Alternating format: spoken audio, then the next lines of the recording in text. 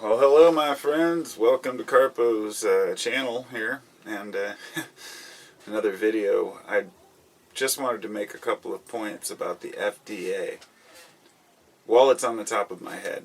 Somebody sent me a link earlier. It was my brother, actually, and it was about how the FDA is intending to ban supplements. And a lot of us who have been researching this kratom incident probably have dug a little deeper than we normally would have into how the DEA and FDA actually operate. And obviously it's a very complex issue.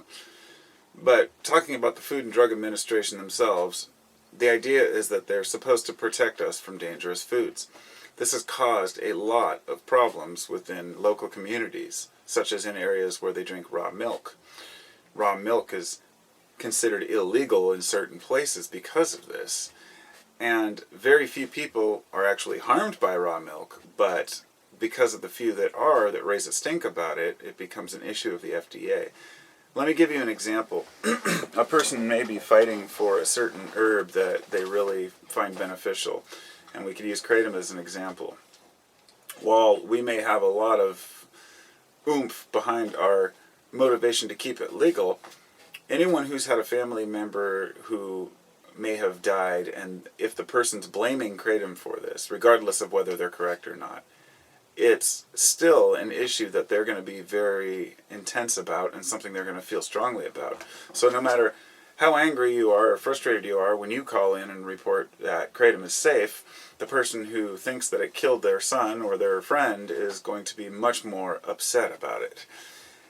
This causes a major area of confusion. It doesn't necessarily give us any help to know that. It's just a matter of knowing that the people who are against something are often very against it. Now, with herbal supplements, there is a push to, let's just say, well, I'm not going to say there's a push to ban herbal supplements, but a little more complicated than that. There have been various bills signed in, one in '94 and one in the '60s, and they have to do with labeling laws, with what you can say on packages. And this is why whenever you buy what you would call a supplement, it says, these statements have not been evaluated by the FDA, or this is not intended to diagnose, prevent, or cure any illness or disease. These are common labels that are found on everything, and they're required by law. Now, the FDA has been confiscating certain herbs and supplements beyond kratom. They just see $71,000 worth of some particular tea. I can't remember where it was from, but it was intended for these vendors that were claiming that it had health benefits. Now, I have very mixed feelings about this.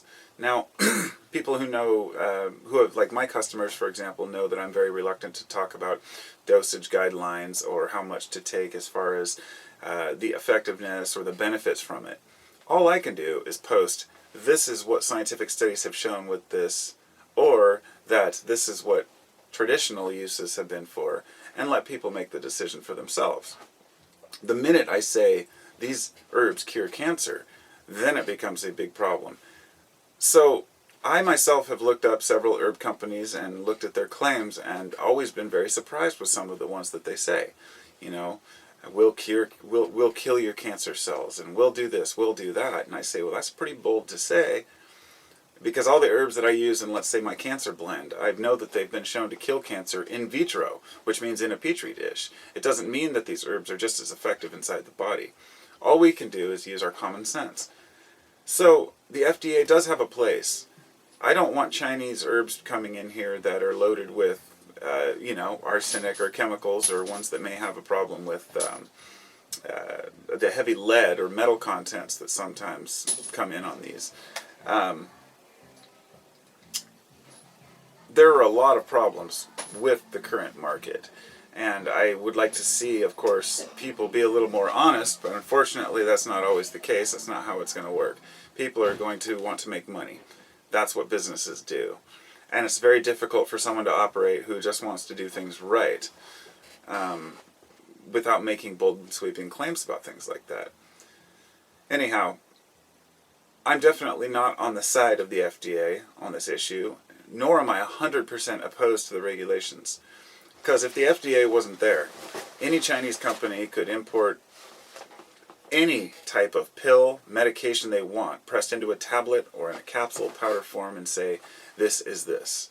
And a lot of the pharmaceuticals on the market, since we're talking about herbs, one of the problems the FDA has with herbs is the fact that they are difficult to regulate because we don't know the active compounds, how much are in each one. They all vary by where they're harvested, when they're harvested, who's selling them, is there anything added to it, is there anything pulled out of it, is it an extract? What people lean towards as the argument against using supplements is saying, well, if we put it in a pill, we know that the set amount, we know how much is to be used, we know exactly the proper dosage. But it becomes a huge issue because those single components or compounds used alone don't always have the same efficacy. But beyond that, it found that up to 50% of the pharmaceuticals on the market have only maybe 50% of the active ingredient that's stated on the label. So in other words, pharma is not going to save you from the dangers of the herbs. You're still going to have the same problem with dosage. You're still going to have the same problems with regulations. And since opiates kill 16,000 a year here, and then we obviously have a huge problem with an opiate epidemic, and this is why the kratom issue is so big to people. But the herbs, the other herbs, the things people take like ginkgo biloba, St. John's wort, or many of these ones that people, they come in with these sweeping claims that the new magical mystery herb, it's going to help everything. And we find out that it's not all it's cracked up to be, and then they move on to something else. I mean, in my lifetime, I've seen so many different herbs come on the market that are supposed to be these wonderful new things. And for some people they are, and in some cases they're useful. I guess what I would finish here by saying is that the FDA, it's not their obligation to tell adults what to consume. So let's just think about what we can do for a minute, rather than complaining and saying the FDA shouldn't have any place in our lives, which in a way that should be true. The consumer should be savvy. Should the FDA be there to stop even dangerous drugs from coming in? Well, the reason why they are is because not every person has a lead testing kit or a mass spectrometer in their home that they can test their own medications with. So if you think about it, these are hired people to test and make sure that things are safe. They don't do their job well. It's totally inefficient. So the FDA and DEA need to be disbanded and formed into a community group that is all here to, a publicly run group that helps us all to get the bad business people out, to make sure that what people are selling is what's in there. And with more affordable mass spectrometers, which are devices that allow you to see what the actual components are in a plant or in a drug, this will allow us to more readily be able to test things and call out bad vendors. Say, hey, this isn't the product that you say it is. Or, we're not going to import this, or we're not going to sell this. But I'm calling out all the vendors who are making claims to say, hey, stop making claims on herbal supplements and saying that they cure things. One of the problems, though, is that some people aren't saying that they have cures. What they're doing is saying, here is a link to an article showing a medical journal study and what happened with this herb. Now, this is where it gets frustrating. The FDA has been rating people even for posting links to possible diagnosis of other people who have taken this or actual studies. Now, this is crossing the line. Nobody's saying, like for me, I'm always saying, this herb doesn't cure or do this, but this is what people say, and this is what it contains, and this is what the historical usage is. I mean, nobody should be able to step on your toes for that. At that point, it does become an issue of being a savvy consumer and actually researching the things you take. There's far too many people that let their doctor tell them what they need. And there are just as many people on the herb market who just read blogs and ask people, what should I take for my insomnia? What should I take for my pain? Well, damn it, get in there and do a little bit of research and look up these herbs because the information's there and people are willing to share. So, in essence, what I like to say is the FDA is welcome to go in and test pharmaceuticals and test RCs, recreational drugs, as well as research chemicals. But when it comes to pure, raw herbs, I don't think they should be interfered with. So that's what I'd like to leave it with. I think that we should draw the line at herbs. Anything in its raw form, natural, should be left alone.